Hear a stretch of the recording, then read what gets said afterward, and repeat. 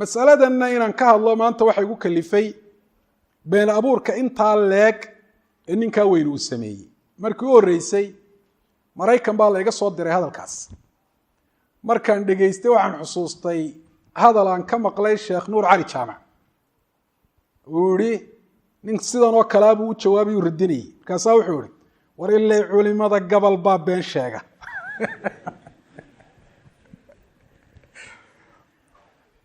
hadduu leeyahay been ma sheeginna bal hadalkayga halka ay kaga jirto ay kaga caddahay ilaahay iyo aadan baa isku mid ah, isku saambala, isku si u yaalla. bal ha ka soo saara waa kaas, dadkuna bal ha dhegaystaan ha ka soo saara. in mar dambe mas'alada ay ka hadlaan oo baatil ay kaga hadlaana laa naskutu kama aamusayno xataa yanqaticuu. الحمد لله والصلاة والسلام على رسول الله وعلى آله وأصحابه أجمعين. أما بعد، السلام عليكم ورحمة الله وبركاته. حيسدني maanta بإذن الله سبحانه وتعالى waxaan ku qaadan doonaa mas'alo ka mid ah masaa'il الاعتقاد oo su'aal ahaan hore aad ii weydiiseen oo aan ka jawaabay oo dadka qaarkood ay ka daba yidhaahdeen hadal aan cilmi, cadaalad iyo run midna baan ku dhisnayn. waa masaladii ku saabsanayd xadiiث الsuura in allaha khalaqa aadama calaa suuratihi. xadiiث bukhaari iyo muslim ay wariyeen can abi hurayra. waxaan dhegaystay in badanna laysoo weydiiyey dad aan anu magacyadooda garanahayn laakiin culimo sheeganaya oo masaladaasi ka daba tegin. waxaa waajiba qofku hadduu cid ka hadlayo ama uu radinayo an yakuuna kalaamuhu bicilmin wa cadlin wa waracin wa amaana. hadalkiisu marka koobaad inuu cilmi ku dhisnaado iyo aqoon, ee aanu jahli cidna kaga hadalo aanu ku radin. waana masale in badan aynu ka hadalno. mar labaadka hadalkiisu inuu ku dhisnaado cadaalad, oo aanu qofka hadalkiisa kala reebine sidiisa u soo naqliyo, waxaanu odhanna aanu u nisbayn oo aanu qofka ka sheegin. saasoo kale warac, xalaal miirad, alla ka cabsi iyo aakhira dhowrasho waa inay ku jirto hadalka qofku uu cid ku radinayo. maanta adduunyaa la joogaa, qofku waxbaa iska odhan karaa, berri baa ilaahay subxaana wa tacaala la hortegayaa, qof walbana halkaa xisaab baa ku sugaysa. alamaana fi naql, cadaaladday ka mid tahay. qofku hadalka dadka uu radinayo ha noqdaan gaalo, muslimiin ahlu sunna ah, muslimiin ahlulbidca ah, kuway doonayaan ha noqdaane, si ammaana ay ku jirta waa inuu soo raro oo hadalkii waxna aanu ku darin waxna aanu ka reebin. waa masalo ilaahay subxana wa tacaala kitaabkiisa inoogu sheegay, weliba markuu ka hadlaayey qofku hadduu ka hadlayo cid ay cadaawadi ka dhaxayso. walaa yajrimanakum shana'aanu qowmin calaa an laa tacdiluu icdiluu huwa aqrabu litaqwa. cadaawad aad dad u haysaan yaana idinku kalifin inaydaan cadaalad samayn oo dadka aad dulmidaan, waxaanay odhan aydan ka sheegin, waxaanay galabsan aydan ku xukumin,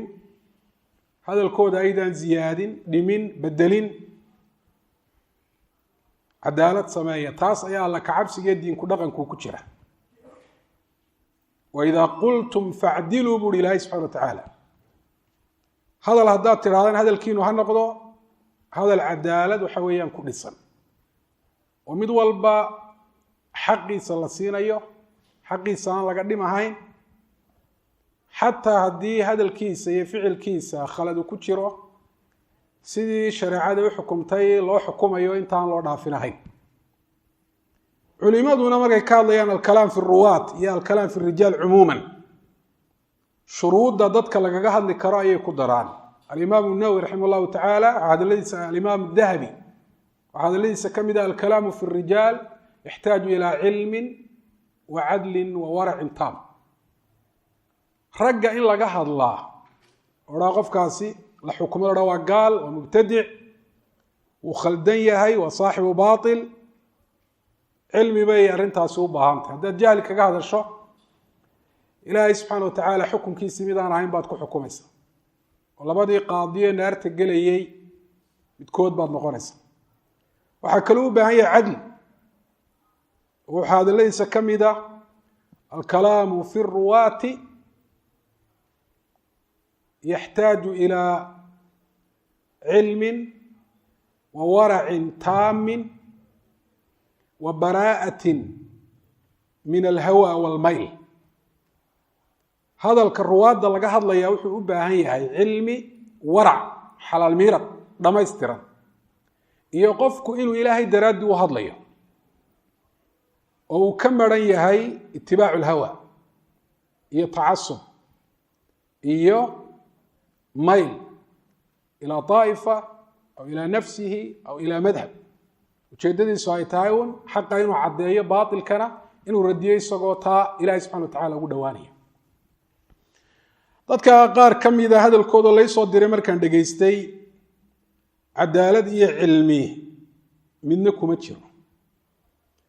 cadaaladi kuma jirto iyo amaanatu fi naql, ammaano xagga soo rarista hadalka ah. oo marka koobaad waxaanan anigu odhanba ayuu odhanayaa sidaasuu yidhi. labada hadalna qof wal oo muslimi intuu isu dhegaysto walaa kala xukumo. wuxuu odhanayaa, wuxuu yidhi ilaahay iyo aadam way isu eegin, ilaahay iyo aadam isku sibay u yaallaan, ilaahay iyo aadam waa isku saambal. saddexdaad jumladood midna hadalkayga kuma jirto, waa min kiishkiisu kala soo baxay, waana kadib sariix, been cad weeye oo xaqiiqada ka fog. kadaalika hadalkayga intii markaa beentiisa caddayn lahaydna uu ka jaray. hadalkayga waxaa la socotay ilaahay weji buu leeyahay, aadamna weji buu leeyahy, ilaahay yadayn buu leeyahay, aadamna yadayn buu leeyahy. maxaa ka dambeeyey? idinkaa dhegaysanaye, hadalkina waa duuban yahe. ilaahay wejigiisa iyo ka aadam isku mid maaha. ilaahay gacmihiisa iyo gacmaha aadam isku mid maaha. laysa kamilihi shay wa huwa samiicu lbasiir. intaana meesha uu ka saaray. ila intaasi haddii hadalka ay la socon lahayd oo la raacin lahaa, beenaha horoo dhan bay burin lahayd oo meesha ay ka saari lahayd. marka waxaan leeyahy ilaahay subxana wa tacaala ka baq oo beenta iyo ribaynta ilaahay subxana wa tacaala uga toobad keen. hadalkana sidiisa u soo wada naqli, kadibna cilmi ku naqdi. waa talabaada hadalkaasi cilmi buu ka maran yahay. oo ereyga suura ee xadiida ku soo arooray macnihiisa muu fahmin. haddii la dhaha ilaahay suuruu leeyahy, in ilaahay makhluuqa lagala mid dhigay buu moodaya isagu. nebigaana calayhi salaatu wasalaam yidhi, saynu sheegi doonno, xadiidkanoo qura maayo xadiid badan baa ku soo aroortay sifatu suura ilaahay subxana wa tacaala in loo sugo. saddexdii qarniye ummaddan u horreeyeyna sifada sidaa uu nebigu ugu sheegay bay u haysteen oo ilaahay ugu sugayeen. waxaa kaloo ku jira, wuxuu moodayaa haddii la idhaahdo aadam weji buu leey, ilaahayna weji buu leeyahy, in la yidhi ilaahay iyo aadam waa isku mid, waa isku saambal, isku sibay u yaallaan. waana shay hariiba taas. ilaahay isagaa kitaabkiisa inoogu sheegay inuu samiic yahay, basiir yahay. laysa kamilihi shay huwa samiicu lbasiir. soo hadalkii ilaahay maaha. isla markaa ilaahay isagaa inoo sheegay insaankuna inuu yahay samiic basiir. inaa khalaqna alinsaana min nudfatin amshaajin nabtaliih fajacalnaahu samiican basiira. soo warkii ilaah cad maaha. soo ilaahay muu odhan samiic baanahay, basiir baanahay. insaankuna waa samiic waana basiir. taa macnaheed miyuu yahay ilaahay iyo insaanku waa isku saambal ama isku sibay u yaalaan ama waa isku mid mujarad hada in la yiraahdo miyay taasi ka dhalanaysa ka dhalan mayso ilaahay subxaanahu wa tacaala laba arrimood buu isu keen raaciyey inuu inoo sheegay sifaadka inuu leeyahay sifaadkaasi magaca iyo macnaha guud ee cidina aanay lahayn cidna aan loo idaafayn ha wadaagaan laakiin marka ilaahay loo idaafeeyo la dhaha ilaahay baa samiica iyo marka insaanka loo idaafeeyo la dhaha insaanka waa samiic dee in badan baynu baranaye dee isku mid maaha oo laysa samcu kasamc samcu samc oo kale maaha wakadalika albasar wakadalika alyad wakadalika alwajh wakadalika alsuura oo ilaahay laba arrimood buu inoo wada sheegay magacyada iyo sifaadka inuu leeyahy iyo arrinta labaad oo ah magacyadiisa iyo sifaadkiisu inaanay la mid ahayn kuwa makhluuqa walam yakun lahu kufuwan axad hal taclamu lahu samiya laysa kamidlihi shay wahuwa samiicu lbasiir falaa tajcaluu lilahi andaadan wa antum taclamuun laakiin mushkiladu waxay tahay kuwa jahmiyada ee mucailada ah ashcariyo ha isku sheegaan ama magacyo kale waxay u qaadanayaan haddii sifaadkii ilaahay kitaabkiisa uu ku sheegay ama nebigu uu xadiida saxiixa ku sheegay ilaahay loo idaafeeyo inuu ilaahay makhluuqa la mid noqonayo oo warkii ilaahay bay ina qaadanayn ina ka tegayaan laysa kamidlihi shay bay qaadanayn huwa samiicu lbasiirna way ka tegayaan ahlu sunnana labadaba wada qaateen waxay leeyihin ilaahay warkaa uu inoo sheegay oo ah in magacyada uu leeyahy sifaadka uu leeyahy nebigu warkaa uu inoo sheegay sidiisuu u sugay oo ilaahay magacyada iyo sifaadka waa leeyahy isla markaana magacyadiisa iyo sifaadkiisu la mid maaha kuwa makhluuqa waaba khaaliq siduu ula mid noqon karaa makhluuq in sifaadka loo sugaana in makhluuqii lagala mid dhigaya maaha oo sifaadkan ilaahay loo idaafeeye loo nisbeeyey iyo kuwa makhluuqa loo idaafeeye loo nisbeeyey idaafadaasay ku kala baxayaanba masalada koowaad waa taas masalada labaad sifatu suura dad fara badan ay ku wareereen oo qaarkood xataa xadiidka nebiga ay beeniyeen oo ay yidhaahdeen xadiid jiraba maaha dadka caamadana aad baan ugaga digaya waxaanay aqoon u lahayn inay ka hadlaan waayo hadday ka hadlaan ilahay bay ku been abuurayan nebigay ku been abuuranayaan waa dembi weyn wa an taqulu cala allahi ma laa taclamuun sifatu suura sifada suura waa sifo axaadiida nebiga calayhi salaatu wasalaam ku soo aroortay oo xadiidkan abi hureyre aynu akrinay ee ay ka hadleen ee saxiixeynka ku jira in allaha khalaqa aadama calaa suuratihi xataa haddii la awilo oo damiirka loo celiyo aadam ama madruubka kii la garaacaye sawlwuruudka xadiidka ahaa macnaheedu ma aha sifatu suura ilaahay inaanu lahayn ilahay sifatu suura waa leeyi suuro ilaahay waa leeyi liannahu maa min mawjuud ila walahu suura suurada loogama jeedo sawir kamarad lagu qaaday malaa qaar baa saa u fahmaye suurada waxaa looga jeedaa hay-a iyo kayfiya looga jeeda ilaahay subxana wa tacaala waa leeyi mawjuud kastaana waa leeyi waxaan suuro lahaynuun wax macduuma oo wax jira aan ahayn qofka yidhaahda waxaa mawjuud baa jira suuro aan lahayn waxa uu ku hadlayaa caqli iyo cilmi midnaba maaha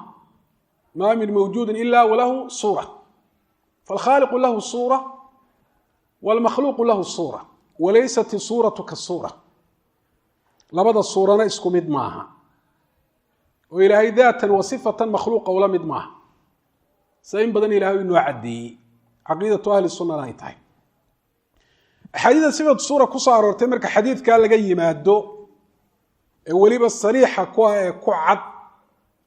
waxaa ka mida xadiiثu abi hurayra fi lbukhaari wa muslim iyo xadiiثu abi saciidin اlkhudri kadalika fi lbukhaari wa muslim yowma alqiyaama ayuu xadiidkaasi ku saabsan yahay iyo ardu lmaxshar marka khalaa'iqda ama dadka la isugu keeno fayaأtiihim calى suurati laysat isuura alatii ra'awhu calayha ilaahay baa subxaana wa tacaala u imanaya suuradii ay ku arkeen mid aan ahayn buu ugu imanaya markaasay odhanaya halkan aanu joogayna xataa yaatiyana rabbuna fayaأtiihim calaa suuratiha alatii yacrifuunaha suuradiisii ay garanayeen buu ugu imanaya fayaquuluuna anta rabbuna markaasay odhanaya adiga ayaa rabbigaya. xadiiثu abi hurayra fi bukhaari muslim iyo xadiiثu abi saciidin اlkhudri labadaa xadiidba sidaas ayaa sifatu suura ay ugu cadday. waxaa kaloo ka mid ah xadiiثu cabdillahi bni cabaas imaamu axmed baa wariyey wakadalika aلtirmidi. nebigu calayhi الsalaatu wasalaam wuxuu yihi ina rabbii ataani leylata fii axsani الsuura rabbigay baa ii yimi caawa axsanu suura ayaanu igu yimi. wuu fasiray raawigi oo wuxuu ihi axsibuhu fi lmanaam waxaan u malayn inu ujeedo bimacnaa riyo laakiin fiihi ihbaatu suura lilahi subxaana wa tacaala. wakadalika riwaayad kale ina allaha tajallaa lii fii axsani suura ilaahay wuxuu isuu kay muujiyey suurada ugu wanaagsan. hada kalaamu nabiy calayh isalatu wasalaam waa hadalkii nebiga. qofka odhanaya ilaahay subxaana wa tacaala suuro ma leh axaadiida nebiga ee cad ayuu khilaafay. qofka yidhi ilaahay suuruu leeyahy dee nebi maxamed warkiisii unbuu sheegay war kale muu sheegin. bal aduu waa taase fasiroo si dheh intaasoo xadiid oo suuradu ay ku soo aroortay mudaafatan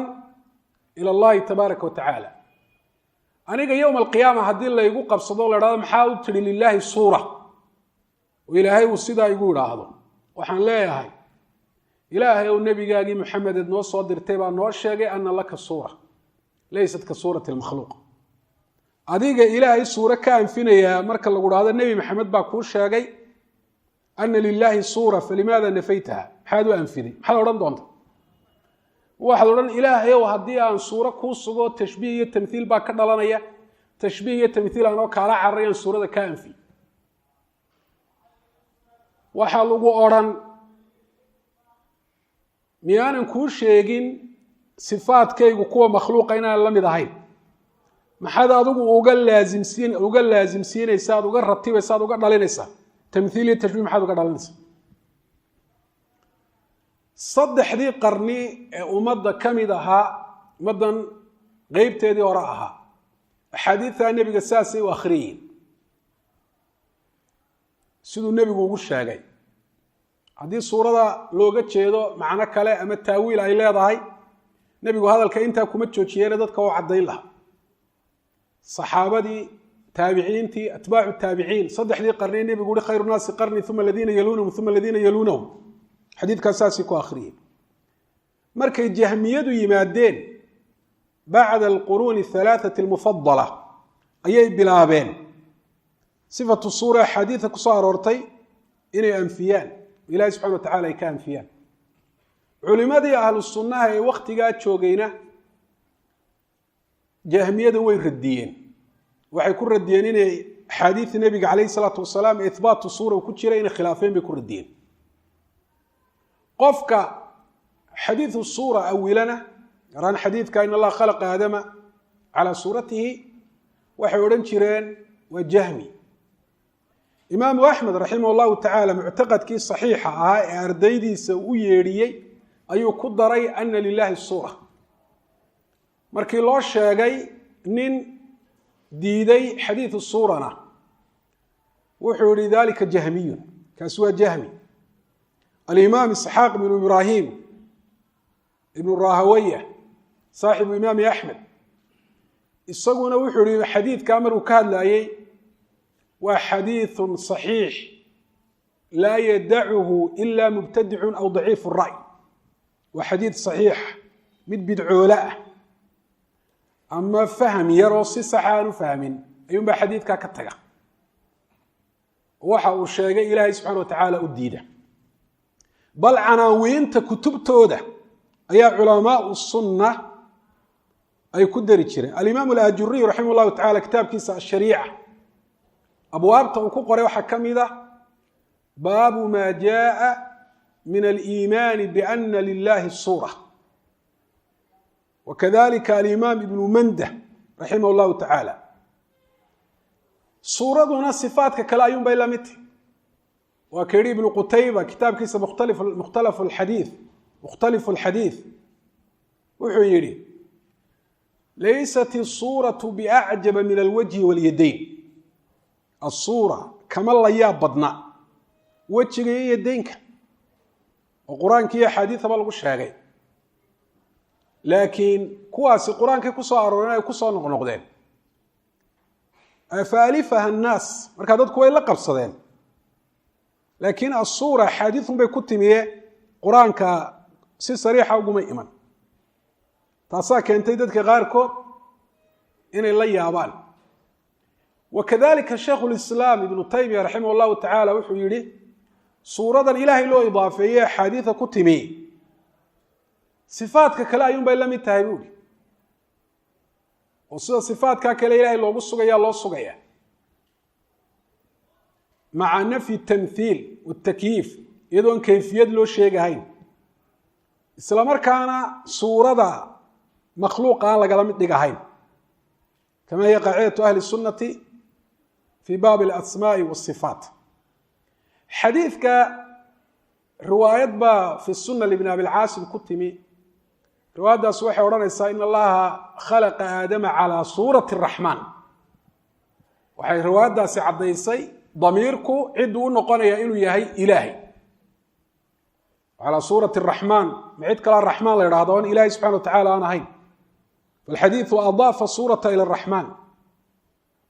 waxba ha ku dagmin tadciifka ibnu khusayma iyo albani ay riwaayadda daciifiyeen. faqad saxaxaha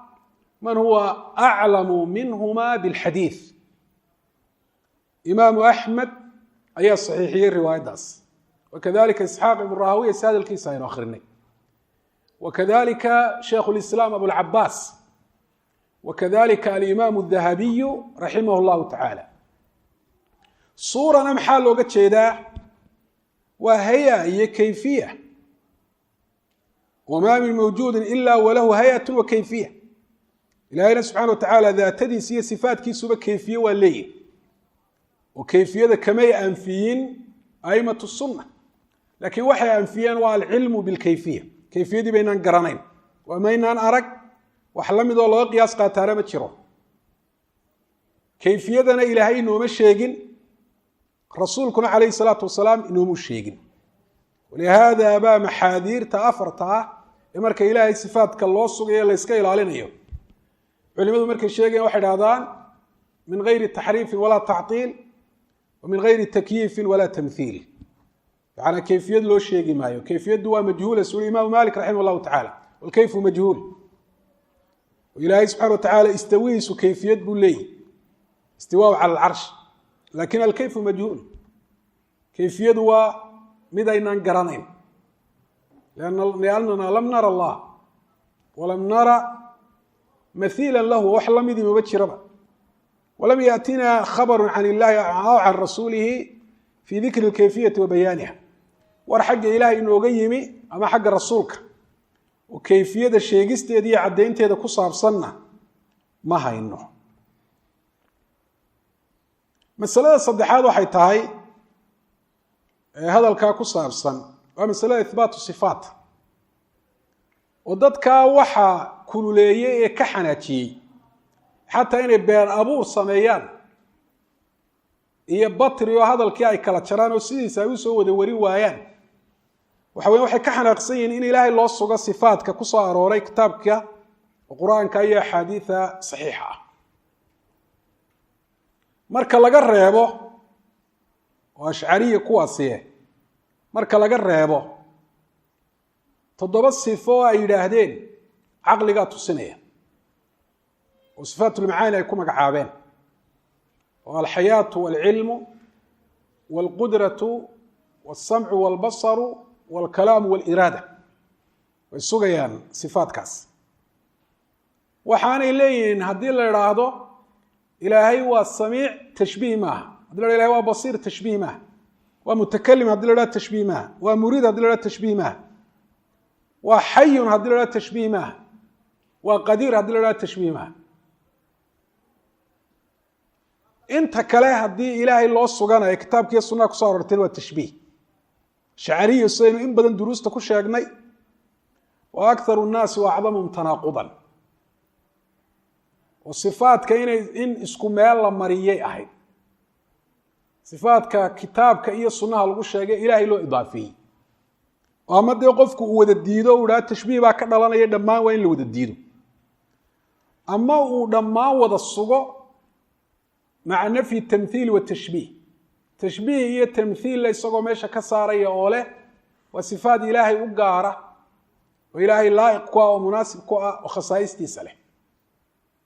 فسنوى الطريقة أي مرين أهل السنة كل من خالف طريقة النبي والصحابة وصدر هذه الأمة والتناقض وأثبت شيئا ونفى نظيره وحبوه الصقي من لمدن وأنفيه ونفى شيئا وأثبت نظيره وحصفات كتاب كسنة كصار وركم مدى يؤنفي من لمدن وصل تفريق صحة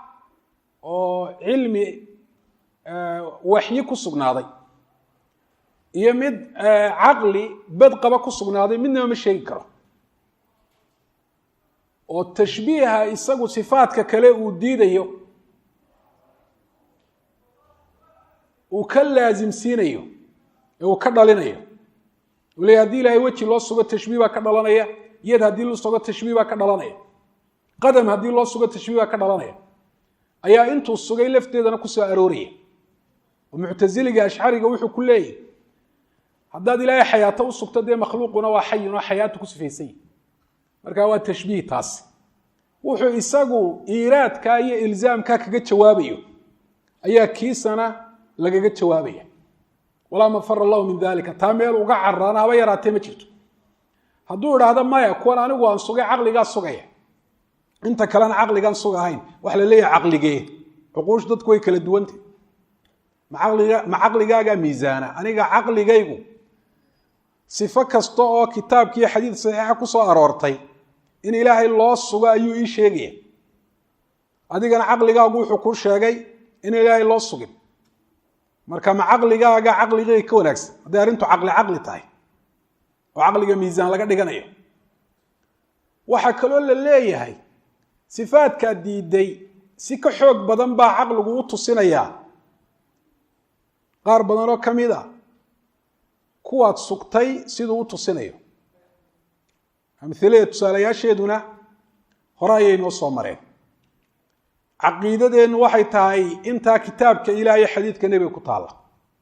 dhinacna u dhaafi mayno inta ku taallaana waa maxay waa in ilaahay magacyo loo sugo lilahi alasmaa alxusnaa fadcuuhu biha magacyadaa ilaahay waa leeyahay baan leno ilahay bay magacyo u yihi ilahay isagaa isku magacaabay cid u bixisayna ma jirto magacyada ilaahayna makhluuq maaha qofka dha waa makhluuqna waa gaaloobaya sifaadka magacyadaasi ay koobsanayaan iyo sifaadka afcaasha ilaahay ay tusinayso afcaasha ilaahay loo idaafay fi lkitaabi wasunna iyo sifaadka si sariixa usoo arooray oo cad sifanimo ku cad sida sifatu raxma raxmati wasicat kula shay iyo kuwa la midka ah ilahay waynu sugaynaa sifaadkaasi waa sifaad ilaahay baynu leenahay ilaahay ma laha odhan mayno leexinna mayno macno kale u yeeli mayno sifaadka makhluuqana kala mid dhigi mayno oo waxaynu leenahay sifadu haddii ilaahay loo idaafeeyo ilaahay bay laa'iq ku tahay munaasib ku tahay khasaa'istiisa iyo mumiisaadkiisa ay leedahay makhluuqa marka loo idaafeeyana makhluuqay gaar ku tahay oo khasaa'istii makhluuqii iyo mumiisaadkiisa ayay leedahay ilaahay baana inoo sheegay sifaadkiisu kuwa makhluuqa inaanay la mid ahayn wasifaatu tatamayazu bilidaafaat sifadu marba cidda loo idaafeeyo ayay ku gaar noqotaa oo waxyaaba uu la gaar yahay iyo waxyaaba isaga sooca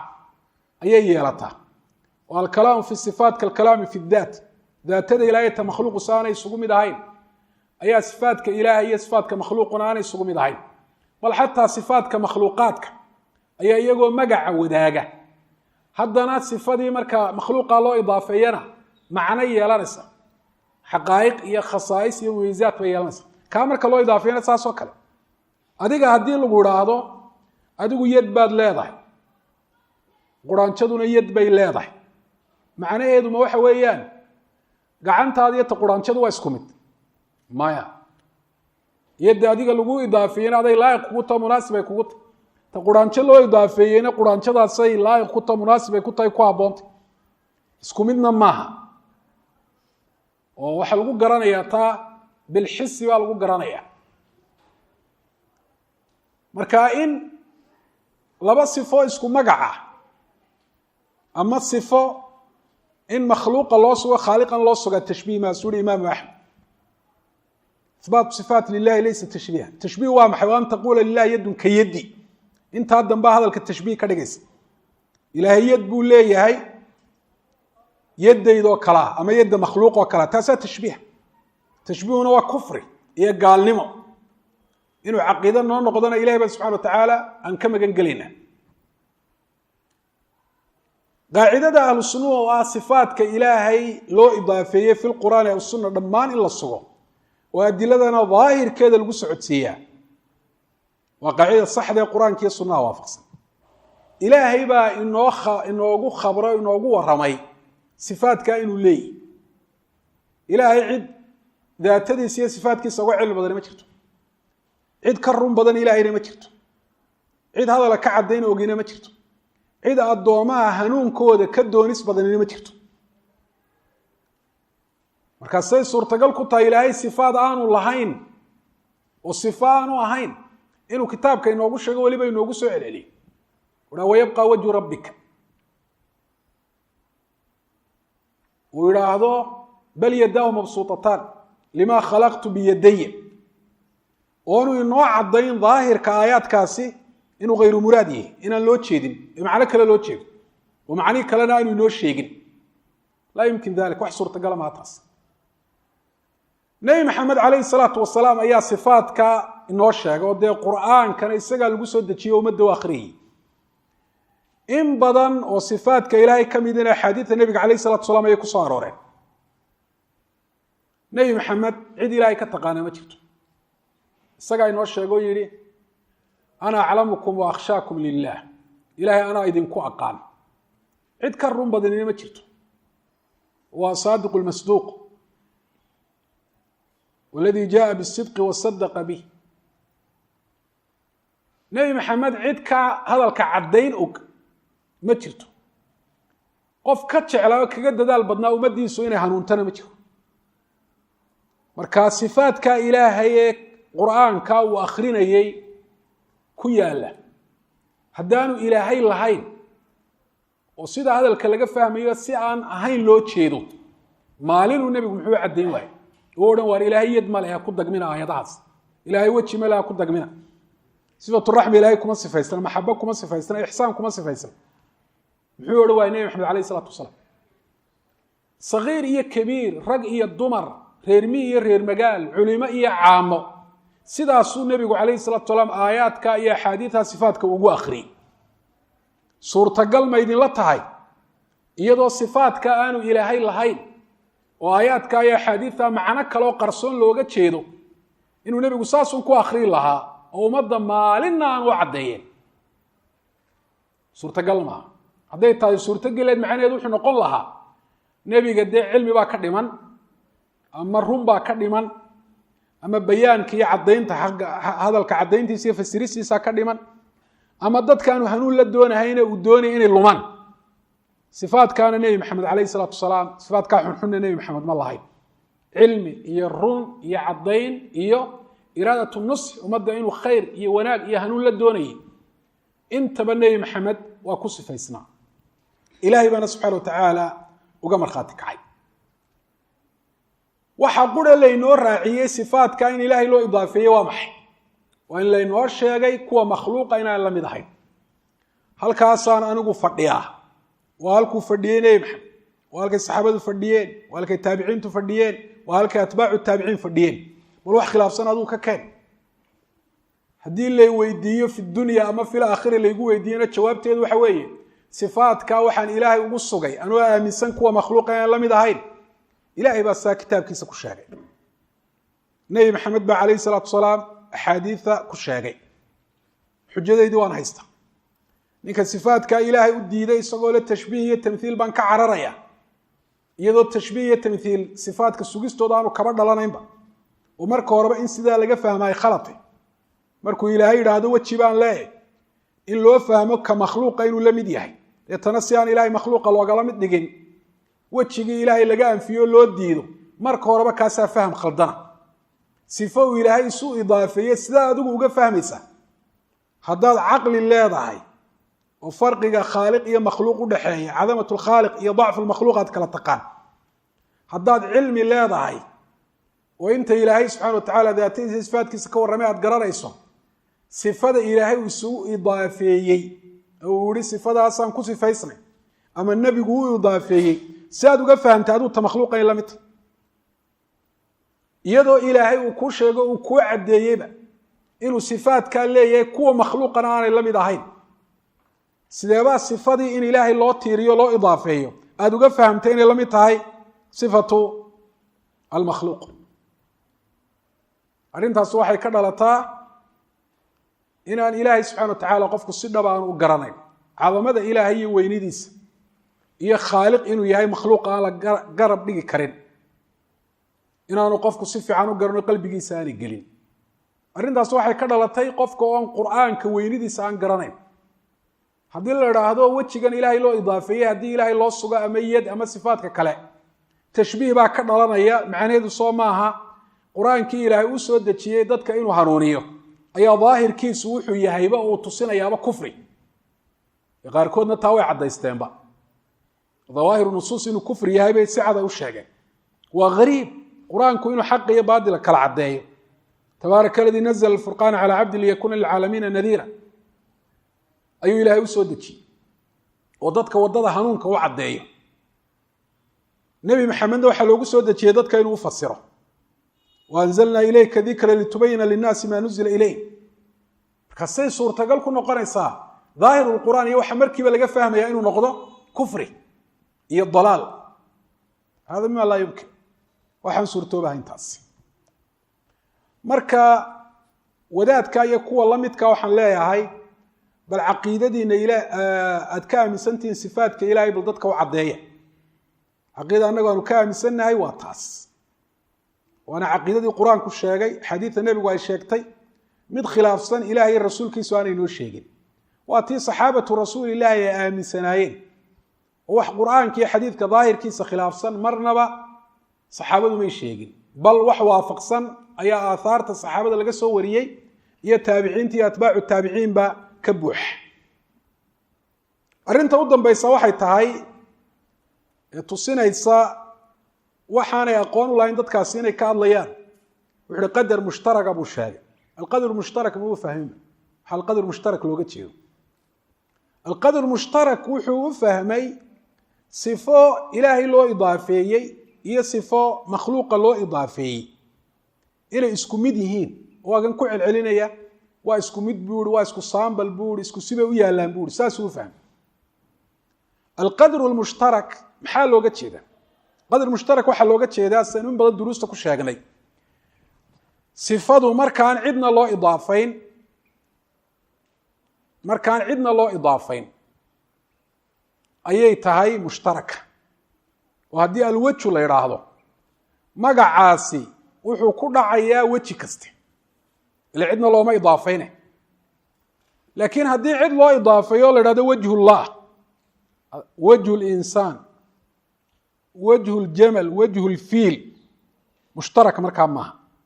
idaafada ayaa kala soocaysa oo kala saaraysa marka la leeyahay qadar mushtarakaa jira fi lwajhi macnaa waa wejinimada macnaheedu oo kani waa weji kanina waa weji laakiin labada weji dee ma isku mid ba haddii la dhaa waa isku mid markaasi tamthiil iyo tashbiit marka wejigii khaaliqa loo idaafeeyo makhluuqna loo idaafeeyo haddii la idhaahdo markaas la idaafiyey bay wax wadaagaan oo ay mushtarak yihiin oo ay isku mid yihiin markaasay tamthiil iyo tashbiih ay tahay alqadr mushtarak bayna asifaat ma aha wax anigu aan ikhtiraacay aqoon baanay u lahayna xataa ashcariyada u nisbo sheeganayaan sifaadkay sugaan qadar mushtarag inuu jiray sheegan oo waxay yidhaahdaan yana qadarka maqal ayaa mushtaraga samc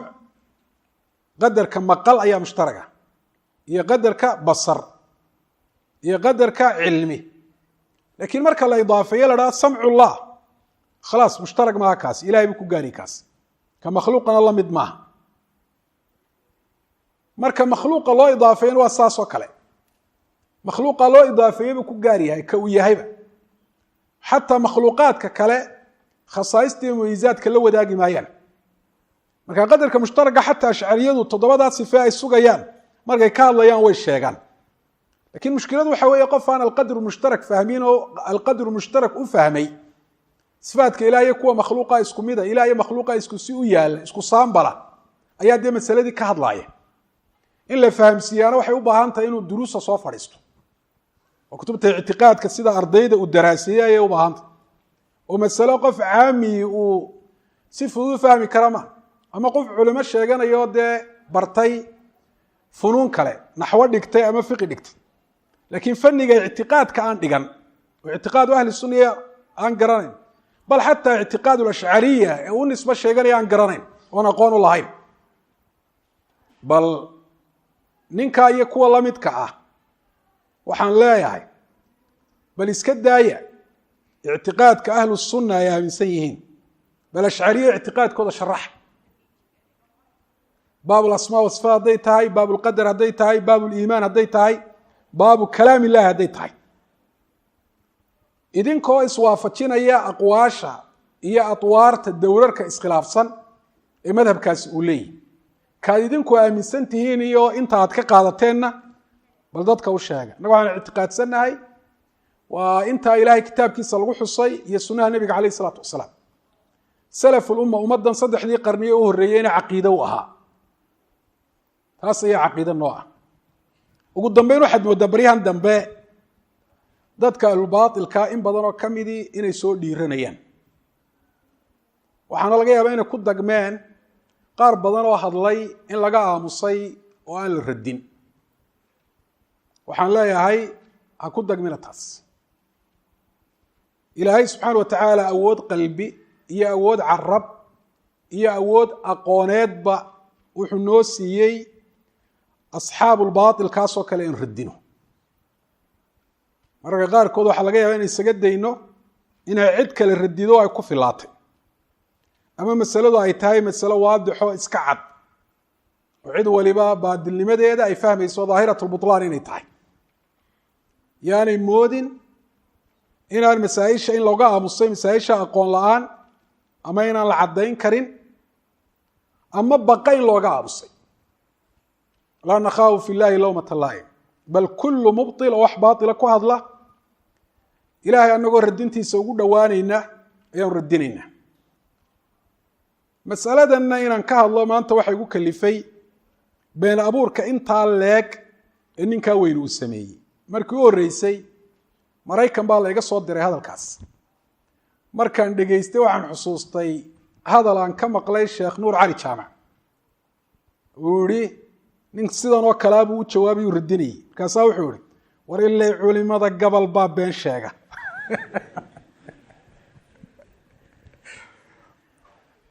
hadduu leeyahy been ma sheeginna bal hadalkayga halka ay kaga jirto ay kaga caddahay ilaahay iyo aadan baa isku mid ah isku saambala isku si u yaalla bal ha ka soo saara waa kaas dadkuna bal ha dhegaystaan ha ka soo saaraan hadalkayga cagsigiisii weeyaan taas oo hadalkaygu muxuu ahaa ilaahay subxana wa tacaala weji buu leeyahay aadamna weji buu leeyahay dee aadam weji inuu leeyahay waa la yaqaanaa